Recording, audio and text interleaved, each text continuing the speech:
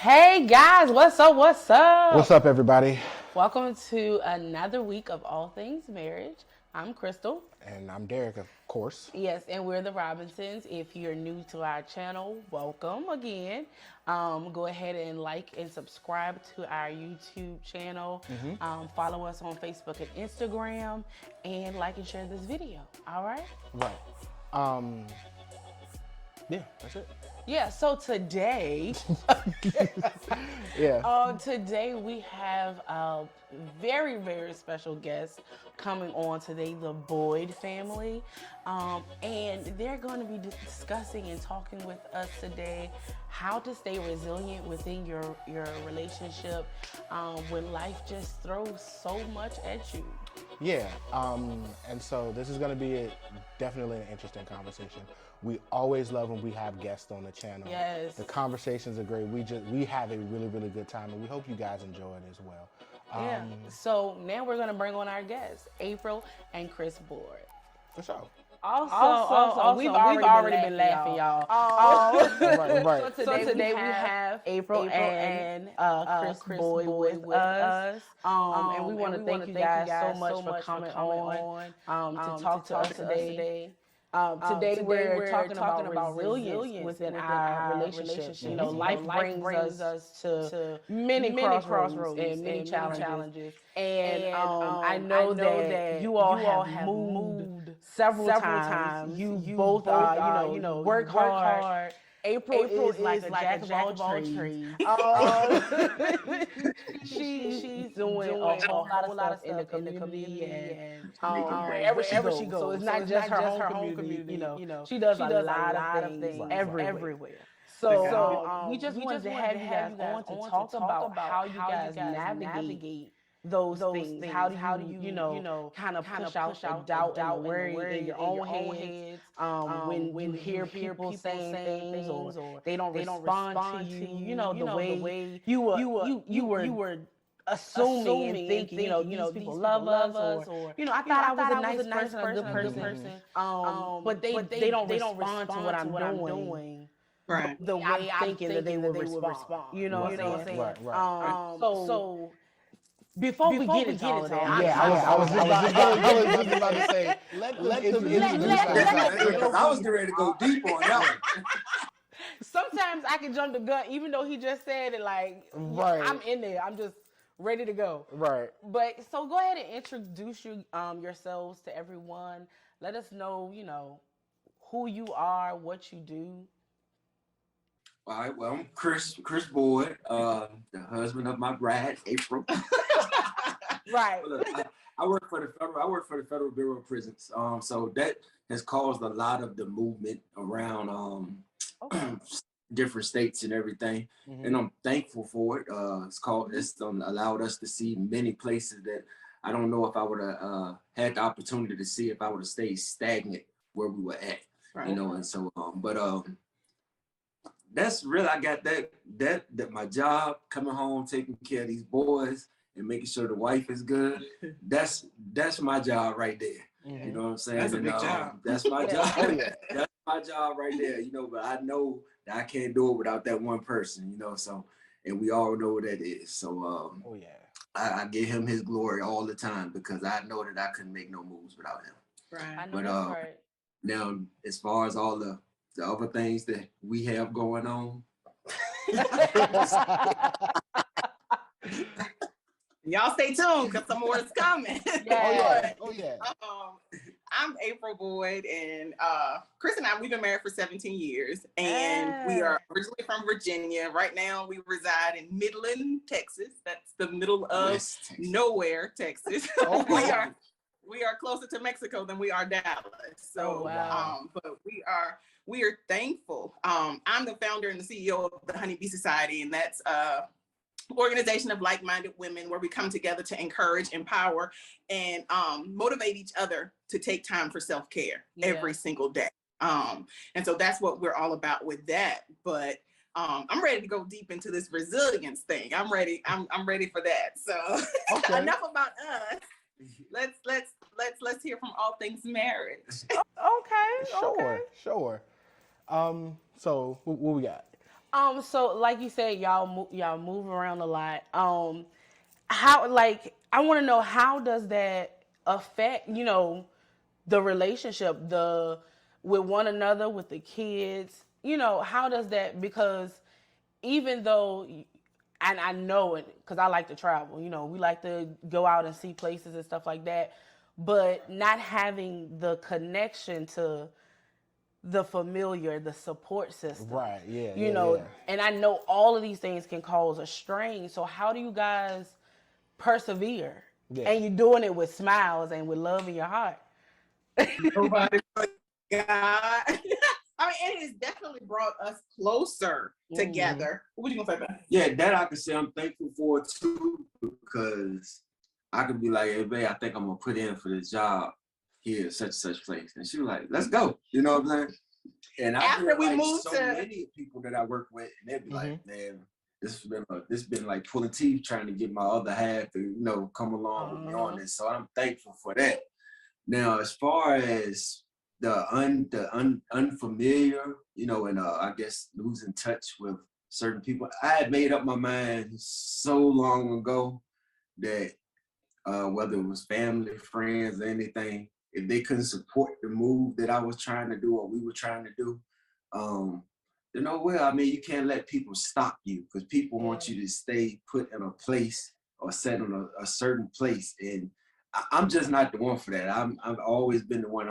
I'm gonna go my direction. You know what I mean? It might not be the right direction at that time, but sometimes you're moving on just what you want to do. You know what I'm saying? And not really.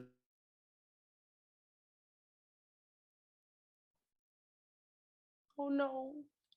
Uh-oh. Looks like we got a little bit of a technical issue. Not hearing God, just moving in yourself. And trust me, you feel the strain from that. You feel the strain and the pushback from that. You know what I mean? But you have to know that you've done it out of his will and get it right. Once you know that you've done it out of his will and you repent for it and you ask him to help you. And once you ask for that help, you just leave it. Once I ask for it, I let it go. I give it to him. Right. That's it. Once I give it to him, that's it. Ain't no need of me worrying about it. They ain't need me praying about it, because you ain't having faith if you worrying about it after you prayed about it. So. Yeah. And I know oftentimes, not just with the move, but with us, with life in general, we ask God, we pray and pray and pray and, ask God. And my thing is, if you've been praying for something for so long, and then when God moves and open the door and you still run back to the closet to pray again, it's like, that was your answer. Like, what are you doing? Come out the closet. It's time to move. And so I had started my Facebook Live. And so, and it's a thing where one thing may not start out, you may start something for one reason and it ends up being something totally different. Right. But it's all about moving when you hear God, even when you don't understand. And so before our first move in 2018, I had started saying on my lives, months before I even knew that we were moving anywhere, I had started saying the safest place in the whole wide world is in the will of God, not knowing that in just a few months we were going to be up and moving to Alabama. Alabama. But I had said the safest place in the whole wide world. So it was like, you can't just keep talking about this. You can't just keep going on Facebook Live saying this stuff. Do you trust me? And are you going to live what it is that you are talking about? What you're telling everybody else to do? You're telling everybody else to trust me, but do you trust me? And so I was like, okay, right? And so when, like Chris was saying, we knew we wanted to move. We wanted to go somewhere different, see other things, like let the kids see outside of Mecklenburg County. Mm-hmm. And we thank God for his job allowing us, affording us that life. A lot of people say, are y'all military? It's like, no, we're not military, but at this point we're moving just as much as the military. But one thing, and you have to know for yourself that you hear God. It's not something. Yeah, you love your family. I love my family with all my heart, my family and Chris's family. He's super close with his family. I'm super close with my family. So when we moved the first time, before we moved far in 2007, we moved to Durham. That was huge for our family. And y'all, that won't but an hour and a half. That was right across the state line. And they were like devastated, like, what? Why y'all moving? Right? So when we said we were moving to Alabama, that was like, y'all lost your mind. Right, yeah. Like, what in the world? And so then when I told one of my aunts that we were moving to Texas over the summer, she was like, so y'all are just going further and further away? And I was like, yeah, we're accepting what God allows. Right? We're accepting what he allows. And when we came out here to visit, to look for housing before we brought the boys, we came out in August, September. We came out to look. And it became so clear to me then that all the things that I was doing and had been preparing for was not necessarily for all the people that I already knew, right? It was like, there is a whole world of people that you have never met, that you have never connected. And so I have got to get you out here alone by yourself so you can trust me and only me, right? I don't have nobody that I can call on. It's like, hey, can you help me do this? Can you help me do that? You know, not saying that I know this person, or you know how you know somebody that knows somebody. No, we out here, we don't know nobody but God. Right? So we gotta trust him to open those doors. We gotta trust him for those good references. In everything, we've got to trust him. And so that has been the whole thing. It has brought us closer, you know, together, not just with the move, just last month. He had an assignment that he found out one day, and the next day he was gone, right? So we had to move swiftly, right? We had to do Christmas a whole week early. And that's something that we're having, the boys have to, that are learning, right? That we are, I guess, like water, right? We have to flow and do what we have to do, right? Everything and nothing. I could say last month, out of this whole time, that probably was since marriage and kids, the biggest sacrifice as far as being away from the house, the family, that is came. Very challenging. Nobody know the talks and the cries I had in that hotel rooms that night. But I was here crying too. Because I couldn't believe, like, I'm gone doing Christmas, the holiday season, New Year's, wife's birthday. My aunt died. Her aunt passed away, and still not knowing to the day before I come back, if I'm coming back that day or not. You know, it extended. So that was a big sacrifice, a big challenge right there in itself. That's probably the biggest challenge right there. Yeah. And just not knowing what to expect while I was away, you know. Yeah. So and you guys have already touched on it a little bit, but share a little bit more if you don't mind, what that dynamic was like and what those conversations was like with family and everybody really because we know we expect our family to be right next door, you know, for our entire lives, and we've dealt with it a little bit, not quite on the same level. You know, we're not states away, right? You know, we're not halfway across the country, but even for us, we're 5 hours from my family. Yeah. At one point, yeah, we were 5 hours from my family, 3 hours from his family, and even now, you know, his family is closer. Yeah. But my family, it still takes a couple hours to get to. And you know, they're older. Some of them are older. The ones that's you want to see you, they're older. And so it's kind of like, you know, we're out here by ourselves, you know, in our own little bubble, in our own little world. Yeah. So yeah, what was that dynamic like, and what was that adjustment period like? Not only for you guys, but for, you know, for the family, and kind of getting used to you not being around. They still adjusted. Yeah, they still adjusting. I'm just gonna be real with you, Derek, right? Yeah. I just let them know that I'm getting ready to go again. I'm about to move. It's just straight to the point. I'm about to leave. We're moving. You know, that's how and that's the way I had to. From the first time we moved in 2007, I saw then that that's just the way it was gonna have to be. Look, I'm about to go, and that's just it. I mean, either you're gonna support me, be there with me in love.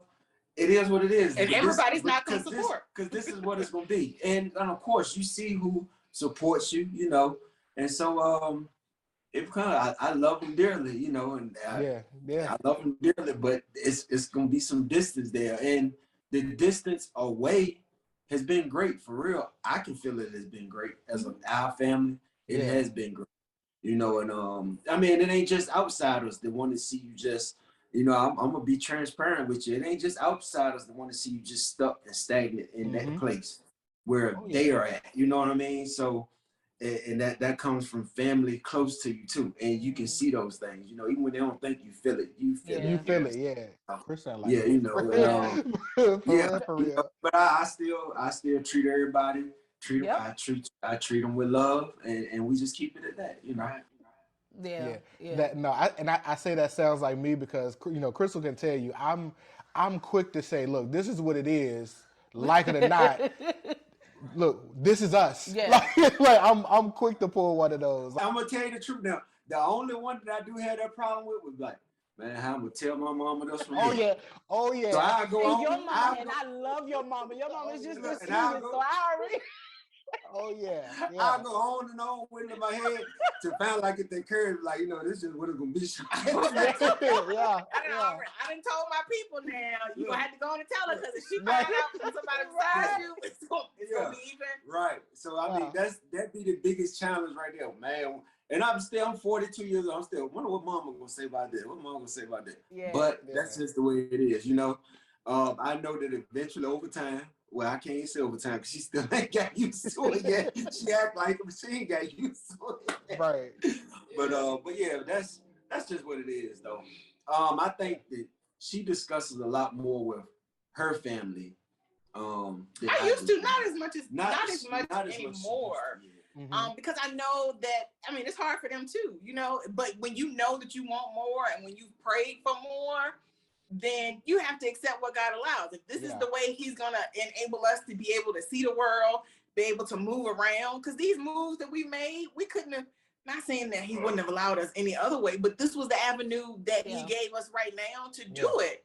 And so, and one thing I've learned too, when you pray and go to him and ask him for something, you better prepare for it, especially you went with a sincere heart and asked and prayed for something. Prepare for it, because if you, after he presents it to you and give you the opportunity and you procrastinate on it, he'll snatch it back just as quick as he gave it to you. And I've seen like opportunities even away from this, like when I had a cleaning business, I was asking for more clientele for just a bigger thing to do. Right. And it came to me and I didn't know how to accept it once it was presented to me, and I let it slip away, and it probably could have been major, but I let that opportunity go because I procrastinated on it at the time, so yeah. I want to get on this subject of business. I really do. Because that's big. One in the Black community, but just in general, as husband and wife, having businesses and growing business together. And like you said, when God decides to bless, and when he decides on a season of increase for you, it doesn't always look like we expect. Yeah. It doesn't always come the way we think it's going to come. But when it shows up, like you said, you got to be ready, because when God starts moving, he's moving. Like he's really moving. So I definitely want to get into that. But real quick, we got to run this promo. We got to run this promo, and then we'll jump right back into the convo. He's a task person. I really am. No, seriously. Yeah, that's the thing. I'm like, it got to be a certain way, right? But anyway, so just a moment. We'll run the promo, and then we'll be right back at it.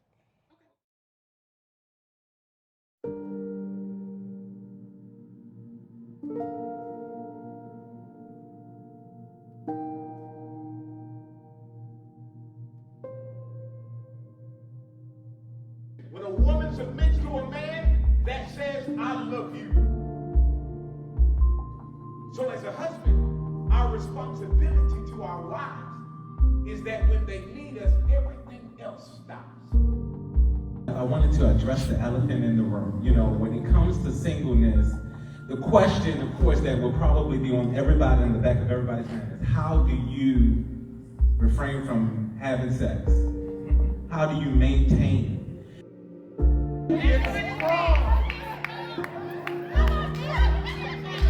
So it is what it is. You might as well be honest.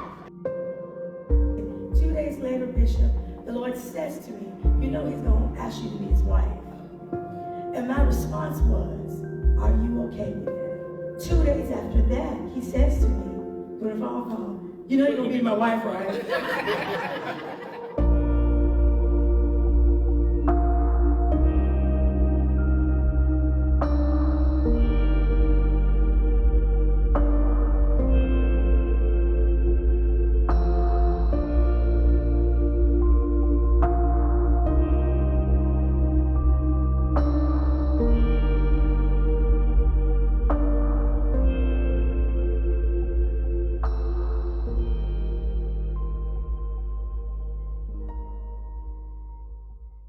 Yeah, we're back. So, business, business as a family, growing your business, starting your business, growing your business, and not having your partner feel like this is my business. You know what I'm saying? Like it's this is an us thing versus a me thing. What does that look like for you guys? Businesses wise, the only bit that we really done together that we actually worked in, I'm gonna say physically worked in, was the cleaning business. Right. Okay. That we had while we was in Durham. As far as And then I got pregnant and I quit. Yeah, she quit on me. I mean, I guess that's a good reason. That's a pretty solid reason. Got me pregnant. I can't lift this.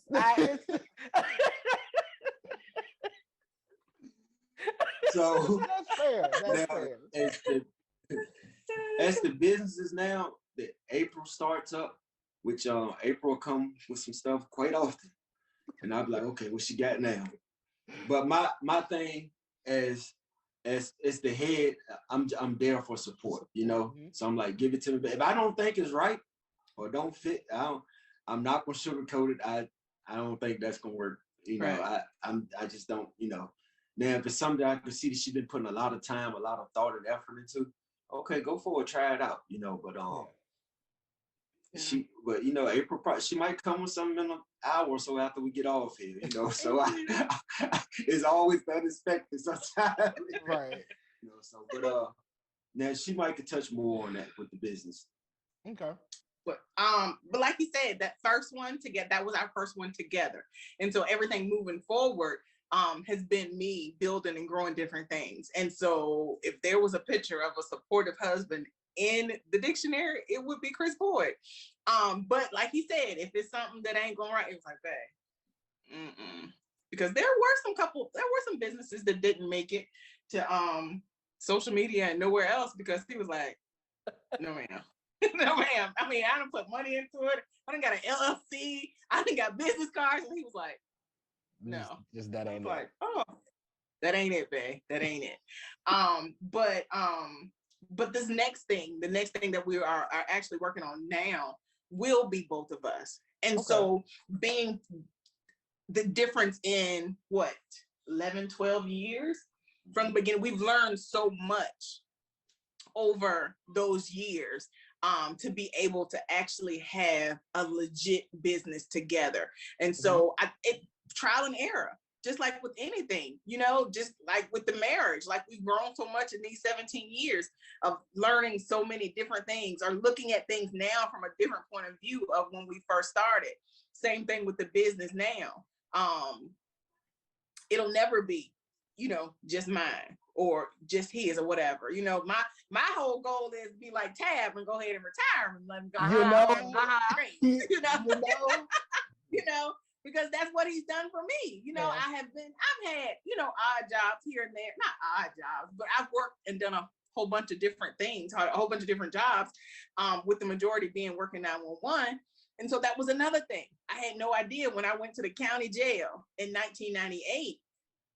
Didn't have no boyfriend. Yeah, I wanted to be married, but I didn't know who I was gonna marry. You know what I'm saying? You never know any of those things. But that job set me up to be able to have a career that I would be able to travel with, that I would be able to go to the different states. You know, I was able to work in North Carolina. I was able to work in Alabama. Alabama broke me as a dispatcher.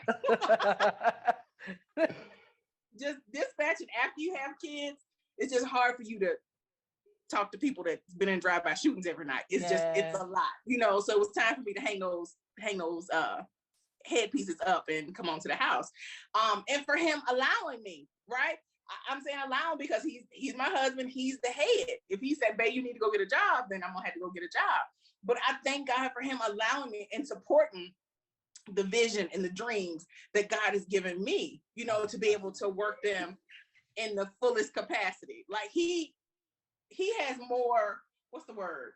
He believes in me more than I believe in myself, right? And so I get a lot of my strength from him. Like, well, they believe I can do this, right? And then every time I don't want him to go to work or I wish he could stay at home, it's like, well, girl, if you got up and did what you were supposed to do, you know, if you went ahead and did this thing for real, then he wouldn't have to go to work. So that's where I am now, really honing in and focusing and bringing everything I've learned over these last 3 or 4 years together to be able to have this legit business, to be able to take care of our family so that he can come home.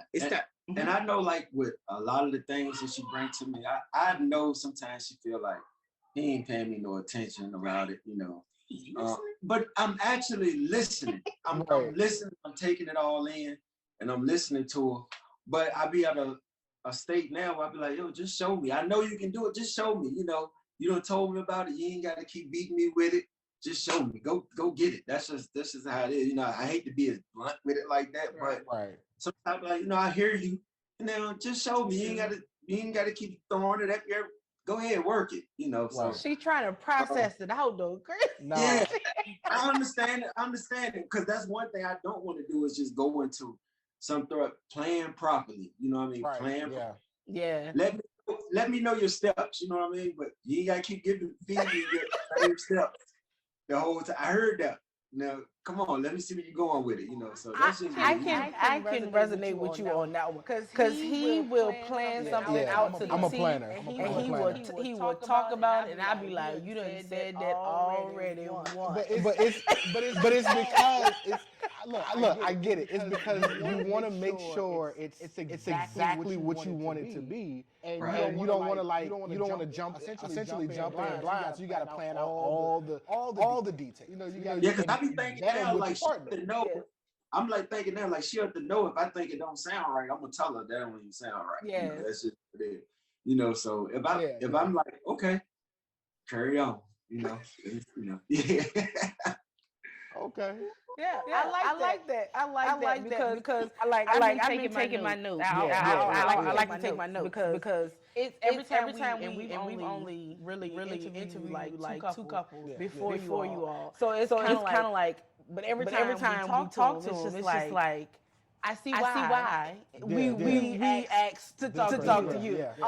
Because honestly, y'all answered all my questions within like the first 5 minutes. So I was just like, well, I don't know. I mean, It just happens like that. But you know, like a couple of things that I was writing now, with dealing with maintaining your resilience, like-mindedness. We have to be on one accord. We have to, you know, like you said, Chris. I don't know if that's gonna work. And we have to have that ear to hear. The word that some women don't like is just submit. We have to have that ear to hear not only God but our spouse because we've been joking about the my Lord thing, calling our husband my Lord. You know, you gotta get on that one. These women today, they got to get on that one. I'm telling you. I can't.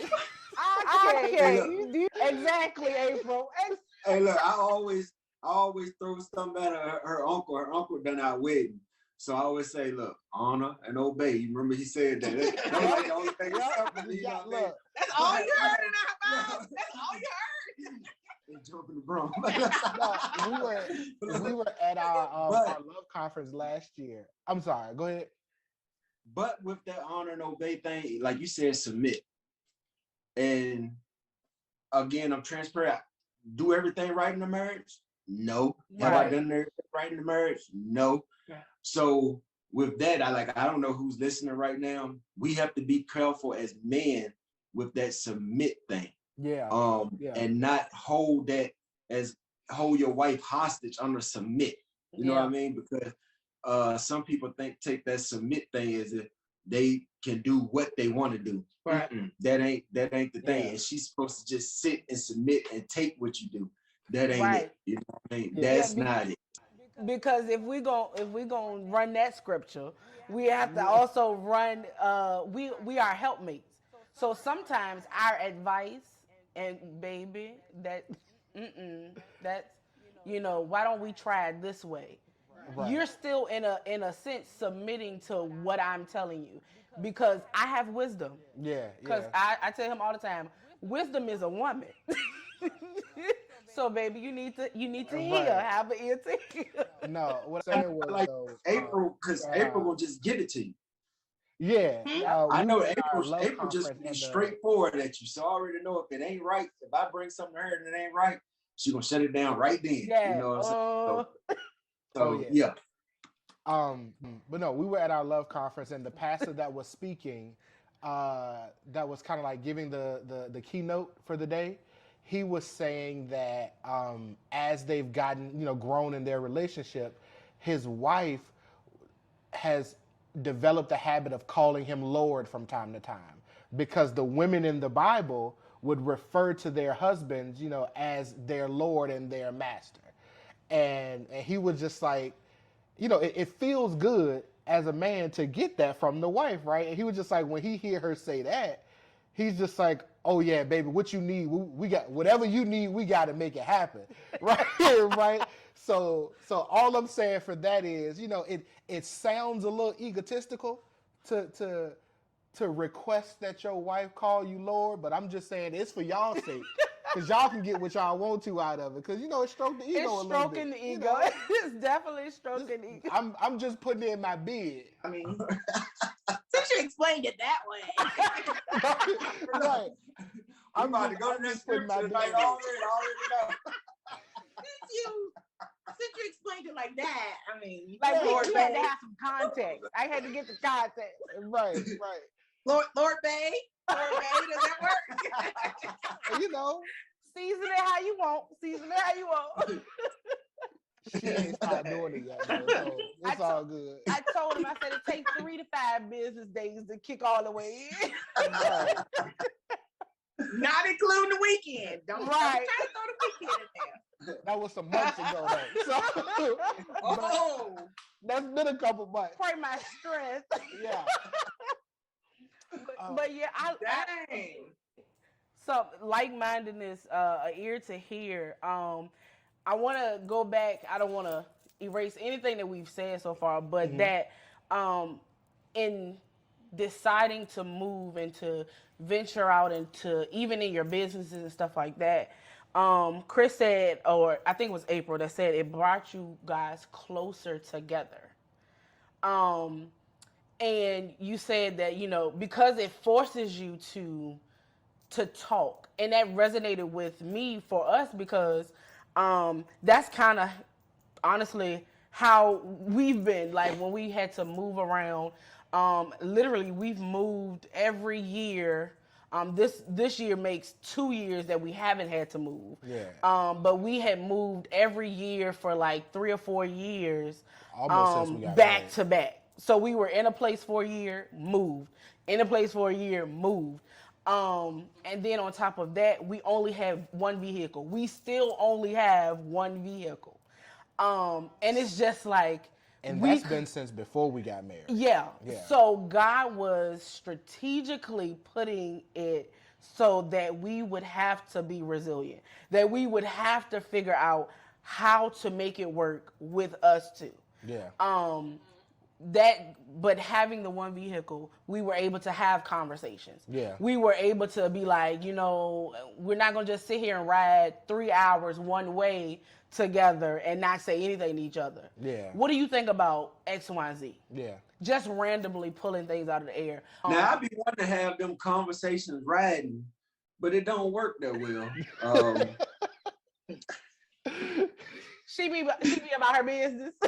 Or no, sleep. That's her business too. look, I understand. We didn't ask about being narcoleptic when we were dating. I be looking for a good riding partner, but I already know when she get on the passenger side, it's a wrap.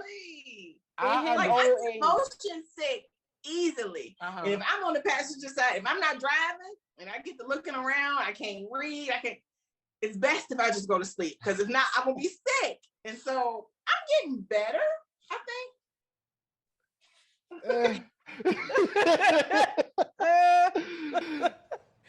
And now he will go to sleep if you're not having a conversation with him. Oh yeah. 10 minutes tops, he gone. Cars put me to sleep real fast. The fastest way for me to go to sleep is to be on a car ride. So, I do understand that. But in my defense, my job was driving for quite some time. It was. And so, now it's just like, I don't have to drive for a living, and I can be on the passenger side and just relax. Oh yeah, nap time. It's real fast, nap time. Unless there's a conversation to be had. And I think on the front end, he was trying to, get in good, so he was having conversation. He won't go to sleep. Oh, whatever. But it did force us to, to work out certain things and to, to see the vision, and to talk and kind of get on that one accord mentally, and focus us. And I think that's one of the reasons why we, again, like Chris said earlier, you don't do everything right in your marriage, but the things that you do good, you do good. And it's not trying to sound arrogant or anything, but I feel like that's one of the areas that we do well in.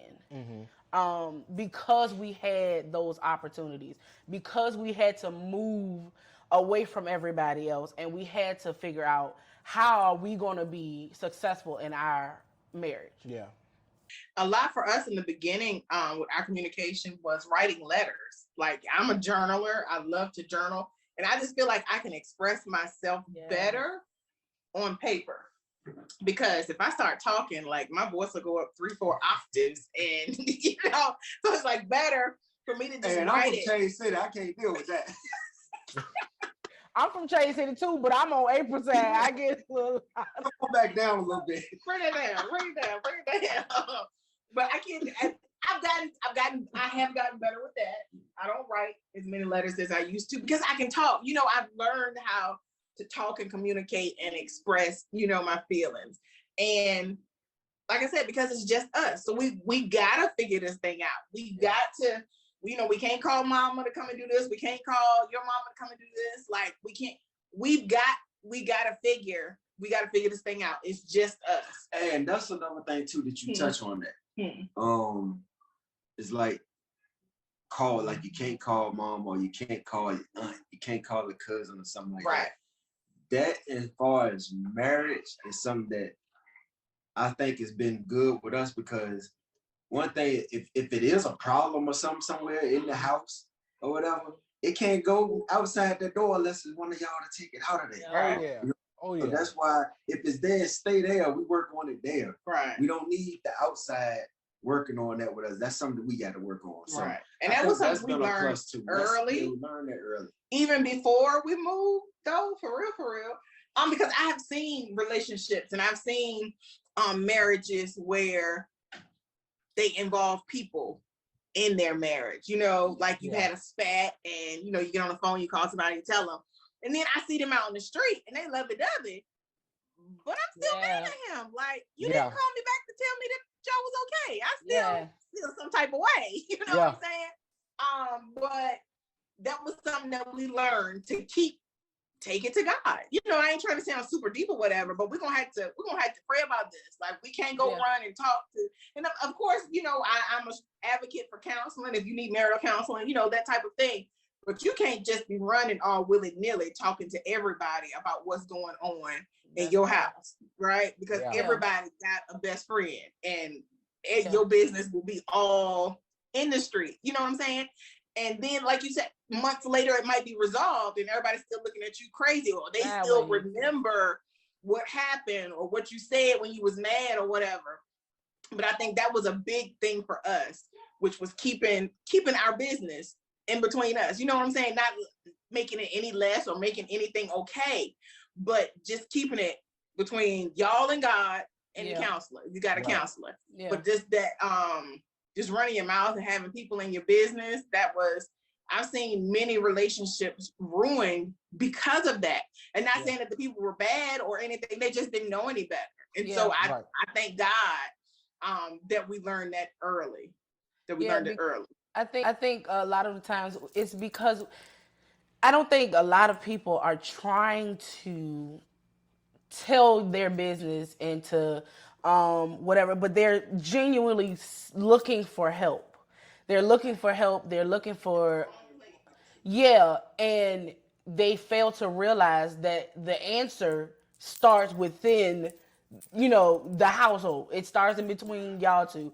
And only then, if you've worked it and tried, that you cannot find the answer or you cannot find the solution or figure out how to make that solution work, then it's, let me go ask a professional or somebody, and I say professional, but I don't mean necessarily a therapist or a counselor all the time, but let me go talk to my pastor. Let us go counsel and get that wise counsel to help us communicate and be effective in the solutions that we've, you know, came up with. So I think that's a great point in being resilient. The answer is within you. Even with a counselor, honestly, we don't give you the answers. And that's like one of the common mistakes with counseling when people think of counseling. I don't need that person to tell me what to do. They're not trying to tell you what to do. What's in you. The good counselor is not trying. We'll tell you all the time, you have the answers. We're just here to help you find it. That point blank period. And then send you on your merry way. So I think that's a great point to pull out. Yeah. Oh yeah, for sure. Yeah. What else you got? I told you they answered all my questions, and I was just like, well, they answered that. They answered that. Yeah.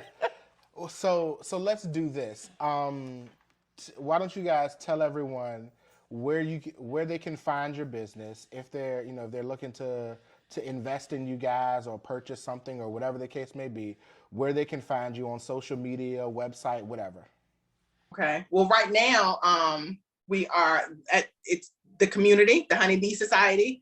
Sorry, guys, it's women only. I'm praying that husband find something for y'all, help y'all with something real soon. But right now, I'm out here helping these busy moms, wives, sisters, friends, cousins. I'm helping us to operate in our gray space. And so you can find me at aprilmboyd.com. That's April, middle initial M, B-O-Y-D, aprilmboyd.com. I do have some items on the website that you can purchase if you would like to. But right now, our focus is on community. What do you say? I'm aware. I mean, you know. That Hey Honey bag, she all over the place. We got a few more left before we change design and color and give y'all something new for the spring. But just go to the website. D-Rob, we gotta keep her. Look, it's fine. It's fine. I just know I came home one day and there was a new bag, and I was just like, I literally just got you like 4. She was like, but this one though. This one. Yeah. Imagine coming home one day and there's some boxes in the garage full of honeybee bags. Like, yeah. Who paid for these? This how I get them. It's Black owned. Yeah, she'll throw that one at me real quick. We gotta support her. Yes. Yeah. But y'all go to the website, get connected. And when you get to the website, it'll give you the little section where you put in your email. Let's stay connected outside of social media. There are some great things that are happening, not just in Texas, but this thing is going to be all over the world. And so I'm excited. I'm excited about what God is doing, not just in our lives, but in the lives of those that are connected to us. I'm excited. I love it. I love it. Where can they find you at? Y'all can follow him on Instagram. On Instagram, the Boyds 37. I mean, he posts sporadically. My birthday and Mother's Day. Yeah. Understandable. It's not much. As far as like she said, something for the men, like that's something that I really would want to do something in the same aspect with men and everything, but I don't want to get into it and take it on unless I know that I know for sure I'm gonna be 100% committed to it at the time. Yeah, Right. I know that, and not to use my job as a crutch or anything like that. But ain't gonna be on there long. Because I thank you, but I'm committed. That's just when I'm in something, I'm committed to it. So I know that the job that takes care of us. That right, that takes care of us right now. And I can't do it unless I know I'm gonna be 100% committed to it. I had the youth Unity, the youth mentoring group back when I was back at home in Virginia before I left. One of the hardest things I had to do was to stop and leave those little boys and stuff that I had grown a connection to. That's one of the hardest things to ever do. And I mean, was 100% head dive into it, and then just up and leave and had to just cut off. But I still had those connections with some of them. But that was like a hard thing to do. So I don't want to start nothing ever like that again unless I know I'm gonna be 100% feet on the ground in it, So that remains to be seen. Hopefully soon. Oh, we'll be watching. We'll be watching. Yeah, for sure. Definitely. Well, we want to thank you guys for real so much for just sharing your Sunday. We know that the football game is coming on, Chris, in April. So we won't go ahead and move out the way. I paid close to. We said this gonna be about 30 minutes inside. I was like, okay, my kind of interview right here. We got you. Your wife already was just like, look. Yeah. You got you squared away. The game come on at like 4:15, so you still got you a few minutes. Still got about 20 minutes. But we're gonna go ahead and let you get out so you get comfortable. Yeah. I'm enjoying this though. I'm enjoying this. This definitely is not me right here, but I am enjoying this, and I believe it was much needed for real. Yeah, thank y'all so much for the invite. We appreciate it. Yeah, we appreciate you guys again joining us. This was great. This was an awesome conversation. I enjoyed myself. I enjoyed you guys. Yeah. Can't wait until the outside open up again so we can do some retreats, get together, have fun, break some bread. Yes. Oh yeah. Oh, be in prayer. Look, that whole following the voice of God and hearing, the picture that I had posted with the house, and you were like, wait a minute, no, we keep that. And I was just like, well, we can do retreats there. Yeah. So be in prayer, because we trying to do some things, and we're trying to, listen to the voice of God and be like water and move whenever he says. So yeah. That's another one of my points I wrote down, but I'm gonna leave it. You gotta learn how to be liquid. And I strongly believe that delayed obedience is still disobedience. Oh, 100%. It's still disobedience. Yeah. So because if you don't do it, he got somebody. His job is gonna get done whether you do it or not. So no, we before we go, last thing. Like you said. My husband and one of his friends were having a conversation about doing some things. He wanted to do a water park, and literally an aquatic center. Aquatic center in Richmond. And literally, like maybe 2 years after, he didn't really do it all. Yeah. He did talk to people and stuff like that. 2 or 3 years later, they have an aquatic center, but he's not on it. And it's just like, right, because God releases the word. Yeah. If you don't catch it and move with it, somebody else gonna catch it. I didn't have the time to do it. I didn't have the time to do it, and he wasn't pushing it like, you know, like maybe he should have. And literally 2 years later, it was like they broke ground on the facility maybe 2 miles up the road. Wow. Well, I mean, you know how many times we've seen that? Yeah. We discuss like with friends, family, different ideas and stuff like that that we had, and then we don't go through on it, and next thing you know, somebody that you had that conversation with grabbed it, and they used it. But that's our fault. You know what I'm saying? That's our fault. What I can't promise you is that it won't happen again. Right. Say, okay, Lord, it only took me that one time. Yeah. It only took me that one time. Right. Yeah. But again, we thank y'all. We're gonna let y'all go ahead and go. And have y'all evening.